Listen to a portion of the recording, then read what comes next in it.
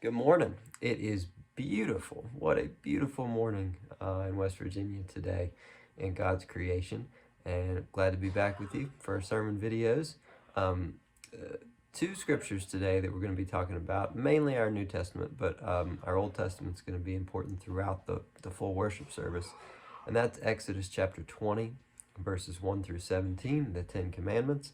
And then our New Testament passage that I'll be preaching from principally is John chapter 2, verses 13 to 22. So I'd invite you to pause now and read John 2, 13 through 22.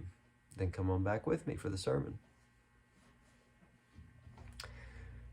Being a creature of habit myself, nothing chaps my lips more than change, especially meaningless change. And, let's be honest, isn't that most forms of change? Meaningless change. When they moved my favorite cookie dough to a new spot in the refrigerated section of the grocery store from up here to way down here where I could barely see it, I almost had a heart attack. Or when they changed the speed limit in Hart's Run from 55 miles per hour down to 45 miles per hour, when my foot has been trained for decades to drive 55 miles per hour through that wide open straight stretch, I almost lost my mind. Being a creature of habit, I do not like change. And I'm sure some of you are saying amen right now with me. I'm glad to see that I'm not the only grump in the group. But one change in and of itself usually isn't enough to make us lose our cool. Usually it takes a combination of factors to do that. Like when they moved the cookie dough, they increased the price and there was only one roll left. Now those changes in combination got me hot. Lost my cool quickly. Now of course I'm kidding, mostly. But you know what I'm talking about. You're having a bad day, you run into some kind of unexpected change, and then somebody says the wrong thing, and before you know it, it's the straw that breaks the camel's back. You're worn down, you're maxed out, you're fed up, you just feel like you can't take it anymore. Something, whatever it is, some little thing usually, just kind of pushes you over the edge to lose your cool. When we're feeling like that, it is exceedingly easy to lose your cool. You see it every time you go in the grocery store. It happens to somebody. It happens to us all. It even happened to Jesus. In today's story, Jesus loses his ever-loving mind when he goes to the temple for Passover, turning over the tables of the money changers, calling them every name in the book, and even chasing them around with a whip. Now, there are only a couple of stories that are in all of the Gospels, and this is one of them. Matthew, Mark, and Luke, they all place the turning over of the tables at the end of Jesus' ministry. In fact, this is the impetus for his arrest. And that makes a lot of sense, right? This, for the authorities, this is what makes them lose their cool. This is the straw that breaks the camel's back. Now, John places it differently. It's at the beginning of his ministry. We'll say more about that later. But so the temple itself is a Jewish holy site. But the Roman government controlled it. The government ultimately is the one who controlled it. So kind of like the price of a concert or a ball game partially goes to the venue and partially goes to the band or the team, the priests would have kept some of the money raised in the temple courts, and they would have given the Romans a portion of that as well. They split it. A disruption of revenues during the most crowded time of the year would have been no small thing. It'd be like college basketball teams not receiving ticket revenues during March Madness. They would notice and they would be exceedingly unhappy about it. The priests and the Romans, they would have counted on filling their coffers for the year during this time of Passover. And according to John, Jesus' first action Actually, it's his second action in his ministry. The first one was turning water into wine at a wedding, which, let's face it, that would have been a popular move. But so his second act in ministry is to bust into the temple during rush hour and disrupt the revenue system. Why does John place that at the beginning of the gospel? What does that have to say about who John sees Jesus as? Well, think about why Jesus was so upset in the first place. He says, "Stop making my Father's house into a marketplace." He's upset with the sellers, who he thinks are making a mockery of God's house. He's upset with the temple authorities, who are allowing it to happen in what's supposed to be a holy place.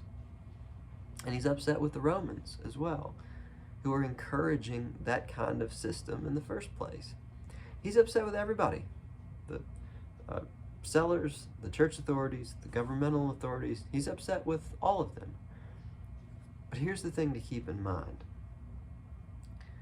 By the time that John is written, by the time this book is written down and circulated, the temple's already been destroyed.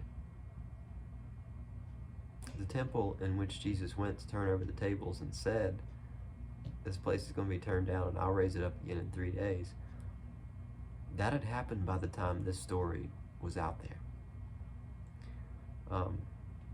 Jews and Christians had no central place to worship at that time once the temple was gone. And this would have been an extraordinarily difficult idea for them to wrap their heads around. So today, people move from church to church without any problem whatsoever, right? I mean, I'm going to be in 2 churches today. I don't see one as any less than another. We are confident that God is present everywhere just the same, or at least similarly present. But people of the first century believed that God lived at the temple, the one temple which existed in Jerusalem. Nowhere else, because that was the only temple.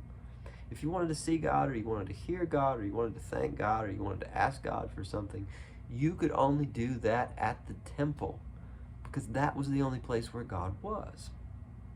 And so when Jesus causes such a commotion, sure, he's mad about the money. That's, I think, the point we all get about this, and an important one. He's mad about the church becoming a marketplace. But there's a deeper meaning, I think, here as well. I think Jesus is also preparing his people for a day in the future, and for them it was the not so distant future, when they're going to have to look elsewhere for God. They'd have to look inside themselves as a community and as individuals to God's temple. We are in some ways in that situation today. While we can come to church every week, and we can go to church, if we're at home, we can go to church if we're visiting family in another state. We can go to church if we're, on a big trip out of the country. We can go to church just about anywhere. And we can spend time with God and with our church family. While all that's true, the world is changing. The church is changing. And the way we spent time with God 30 years ago, 20 years ago, 10 years ago, might be different now than the way we remember it back then. And that may cause us to wonder if we can access God at all anymore. That's a dangerous trap for us. Just because the church and the world is changing and things aren't exactly the way they were 30 years ago or 50 years ago or 100 years ago, it doesn't mean that we can't access God anymore. It simply means we have to adjust. It means we have to deal with change. The church didn't get any worse after it lost the temple, after they lost their temple. It was just different. Back in the 1950s in America, when everybody came to church, it's not like the church was better then. It was just fuller. The church isn't worse today when we're doing virtual worship and in person and there aren't as many people that come. It's just different. Jesus prepares his followers for a day when they're going to have to find God outside the church and share God outside the church. We still face that same challenge. Now, thankfully, we don't have to turn over tables or pull out whips to meet the challenge. All we have to do is take God with us wherever we go. Take God with you wherever you go. And that's probably putting it too strongly. All we have to do is recognize that God is with us wherever we go. God makes every moment of every day holy if we take the time to recognize it.